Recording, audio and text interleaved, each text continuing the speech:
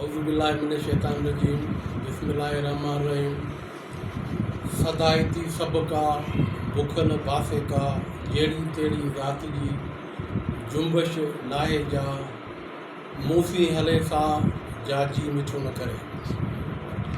ही मामलो आहे जी मिठो न करण जो। ऐं सिकंदर गोज़दार बानी सदर आल सिंध एम्प्लॉइज़ रेवेन्यू एसोसिएशन आसरा अॼु साईं क़ाबिल एहतराम शफ़ी मोहम्मद सचो साहिब जन वटि आयो आहियां ऐं हींअर जेके आमद रफ़्त जा जेके ज़रिया आहिनि वसीला आहिनि गाॾियुनि ते अचिणो थो पवे। अगरि इहे ज़रिया न हुजनि हैदराबाद खां हिते पंधु अचिणो पवे हा त शफ़ी मोहम्मद सचो साहिब वटि ऐं पंधु बि हिते पहुचां हा। बहरहाल सहूलियतुनि हिसाब जे हवाले सां पहुची विया आहियूं। ख़्वाबु आहे, हर माण्हू ख़्वाबु ॾिसंदो आहे। हिकिड़ो जाॻंदड़ अखियुनि सां ख़्वाबु ॾिसो वेंदो आहे, ॿियो बंदि अखियुनि सां ख़्वाबु ॾिसो वेंदो आहे। हीउ जाॻंदड़ अखियुनि सां ख़्वाबु आहे, उहो ख़्वाबु साईं शफ़ी मोहम्मद सचो साहिबु वठी आयो आहे त सिंध जे 6 लख मुलाज़िमनि जी वारसी करणु, सिंध जे 6 लख मुलाज़िमनि खे पंहिंजा हक़ वठी ॾियणु। छाकाणि त ख़्वाबु जेको थींदो आहे न, ख़्वाबु जेको माण्हू ॾिसंदो खुलियल अखियुनि सां ख़्वाबु ॾिसंदो, उहो तमामु घणो मुंहिंजे हिसाब सां हिकिड़ो ख़तरनाक कमु आहे। जंहिंॾे को माण्हू किथे वञी का फुर करे थो, उहो एतिरो ख़तरनाक न आहे, छो जो हुन वटि हथियार हूंदा आहिनि। को माण्हू किथे धाड़ो वञी थो हणे त हुन वटि हथियार हूंदा आहिनि। पर जेको माण्हू ख़्वाबु ॾिसंदो आहे न, ख़्वाबु ॾिसण जो मतिलबु इहो हूंदो आहे उहो ख़ाली हथे पंहिंजो सभु कुझु दाव ते लॻाए छॾींदो आहे। सो ख़्वाबु इहो ॾिठो आहे त सिंध जे 6 लख मुलाज़िमनि खे हिकिड़े हंधि कठो करे नई तहरीक खे जनमु ॾिजे ऐं हिकु अहिड़ी तहरीक जेका तहरीक पंहिंजे मुलाज़िमनि जे मुतालबनि जी मंशा ते जारी रहे।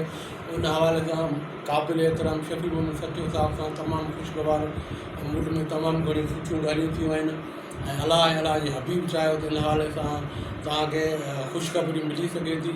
वधीक आऊं इन जे बारे में कुझु कोन थो चवणु चाहियां, वधीक मोहतरम शफ़ी मोहम्मद सचो साहिबु पाण तव्हांखे ॿुधाईंदा। बिस्मिल्लाहिर्रहमानिर्रहीम।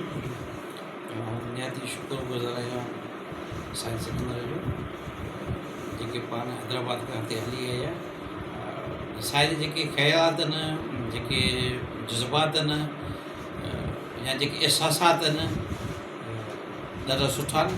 सॼे मुलाज़िमनि जे हक़ जे लाइ साईं जी ख़्वाहिश आहे त जेका माज़ी में तहरीक हली जे तहरीक खे विकिरो कयो वियो या ज़ाती मफ़ादनि जे करे 6 लख मुलाज़िमनि जे हक़ जो सौदो कयो। साईं जो कोशिशि आहे त उन जेके मुलाज़िमनि जा विञायल हक़ आहिनि या मुलाज़िमनि जा जेकी उम्मीदियूं हुयूं उनखे वापसि उजागर करण जे लाइ हिकिड़ी गॾियल जदोजहद हलाइजे। मूं साईंजनि सां वाइदो कयो त असां ज़िंदगी जदोजहद कंदे गुज़री आहे। जदोजहद जे लाइ इंसान खे पाण खे पहिरीं प्लानिंग करणी पवंदी आहे। उन खां पोइ सिर जो साॻियो उधाइणो पवंदो आहे। जॾहिं सिर जो साॻियो उधाईंदो पोइ मंज़िल मिलंदी। बाक़ी अॻियां पोइ जा जेकॾहिं हू सोच कंदो त पोइ घणो मुनाफ़ो थींदो त पोइ उहो कॾहिं बि ज़िंदगी में कामयाबु कोन थींदो।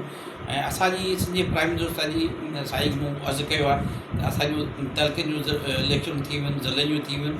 हाणे चंद ॾींहं में ज़िलनि जो ऐं मर्कज़ जो शेड्यूल जारी थींदो त मुंहिंजी पूरे सॼो चंद ॾींहं खां पोइ दौरो बि आहे त असां हीउ महीनो ॾेढ तक़रीबन बिज़ी हूंदासीं। ऐं ॿियो हमेशह इहो ई थींदो आहे त पंहिंजे सॼे सभिनी साथियुनि सां मशवरे खां पोइ अहिड़ो को फ़ैसिलो कयो वेंदो आहे। बिल्कुलु आउं साईं सां सहमत आहियां त मुलाज़िमनि जे हक़ जे लाइ जदोजहद हलणु खपे। असां जदोजहद जा हमेशह हिमायती रहिया आहियूं। उन जे करे ई असां गुज़िरियल जेका जदोजहद हुई असां पंहिंजो अलॻि सिंध लेवल जी हिकिड़ी तंज़ीम था त उनखे साइड ते रखी मूं दोस्तनि खे गुज़ारिश कई, असांजी हिमायत कई। पर उन मां सिर्फ़ु मायूसी पले पई। मायूसी कुफ़र आहे इंशाअल्लाह।